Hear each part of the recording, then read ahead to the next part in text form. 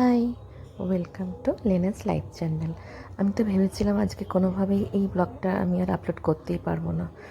প্রায় 2 ঘন্টা ধরে লড়ে যাচ্ছি আমি, একবার করে করছি আর ডিলিট হয়ে যাচ্ছে অনেকগুলো ক্লিপ, জানি না কেন। লক্ষ্মী পুজোর জন্য বানিয়ে নিয়েছিলাম আমি অনেক কিছু। তার মধ্যে ছিল লাবড়া, খিচুড়ি, বেগুন ভাজা, সুজির বরফি, চালের পায়েস, আর যেটা আমার সবথেকে ফেভারিট হলো নারকেল নাড়ু। হয়তো মা লক্ষ্মীরও ফেভারিট। গুড়ের নারকেল নাড়ু বানিয়েছিলাম আর বানিয়েছিলাম ক্ষীরের নাড়ু। ক্ষীরের নাড়ুটা এর আগে কখনো বানাইনি। কনডেন্স মিল্ক দিয়ে একবার বানিয়েছিলাম এর আগে, তবে খোয়া ক্ষীর দিয়ে কখনো বানাইনি।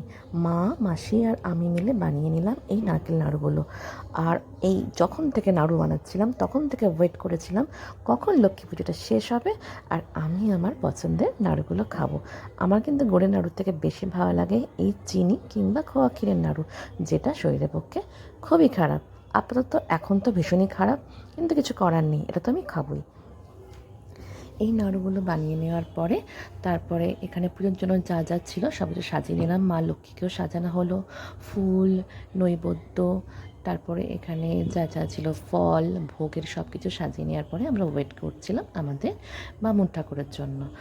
আর এই দূরে হচ্ছে আমাদের গ্রামের পুজোর জন্য লক্ষ্মী ঠাকুর যাচ্ছে, আর এসে গেছে আমাদের বামুন ঠাকুর। চলে এসেছে আমাদের বামুন ঠাকুর। ও কিন্তু খুবই ছোট, কিন্তু পুজো করে খুবই ভালো, মন্ত্র পড়ে ভীষণ জোরে জোরে। তারপরে পুজোটা ভালো করে কেটে গেল, আর আমি তো ওয়েট করেই আছি পুজোর প্রসাদের জন্য, মানে ওই নারকেল নাড়ুগুলোর জন্য। তারপরে আবার আসছি কালকের ব্লগ নিয়ে, ততক্ষণের জন্য টাটা।